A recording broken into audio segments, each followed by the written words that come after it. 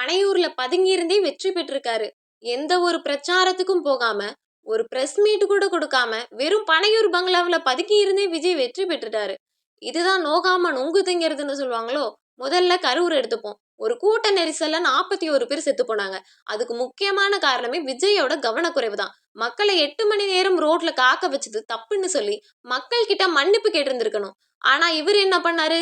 CM sir, என்ன வேணா பண்ணுங்க, ஆனா என் மக்கள் எதுவும் பண்ணாதீங்கன்னு ஒரு சினிமாத்தனமான வீடியோ போடுறாரு. இது வீரமா இல்லை தப்ப மறைக்க பாக்குற முட்டாள்தனமா? வெற்றி கிடைச்ச 3 நாள்ல கட்சி நிர்வாகிகளோட முகம் கிழிஞ்சிருச்சு. டிவிகே வட்ட செயலாளர் பாம்பு தினேஷ் ஒரு 10 வயசு பொண்ண பாலியல் துன்புறுத்தல் பண்ணி அரெஸ்ட் ஆயிருக்காரு. ஒரு அரசியல் கட்சியோட நிர்வாகி பண்ற காரியமா இது? பெண் பாதுகாப்பு பத்தி பேச இவங்களுக்கு என்ன தகுதி இருக்கு? சரி, எம்எல்ஏக்கள் ஒழுங்கா இருக்காங்களான்னு பார்த்தா ஒருத்தர் பெரிய வாளை வச்சுக்கிட்டு கேக் வெட்டி ரவுடிசத்தை தூண்டுற மாதிரி வீடியோ போடுறாரு. இன்னொருத்தர் சாராயத்தை ஊத்து ஜன்னலை தான் சாத்துன்னு சரக்கு பாட்டில கையில வச்சுக்கிட்டு டான்ஸ் ஆடுறாரு. டிவிக்கே தொண்டர்கள்னு சொல்லிக்கிட்டு ஒரு கும்பல் பண்ற பப்ளிக் நியூசன்ஸ் தாங்க முடியல. இவங்களையெல்லாம் தட்டி கேட்க அந்த தளபதிக்கு நேரம் இல்லையா? 3 நாள்ல இவ்வளவு பண்றாங்கன்னா இவங்க கையில ஆட்சி அதிகாரம் முழுசா கிடைச்ச 5 வருஷத்துல தமிழ்நாட்டையும் அழிச்சிருவாங்க போல.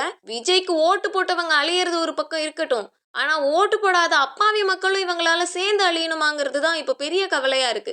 இது மாற்றத்திற்கான கட்சியா இல்ல அழிவிற்கான கட்சியா? நீங்களே சொல்லுங்க. அந்த அராஜகங்களை பத்தி நீங்க என்ன நினைக்கிறீங்க?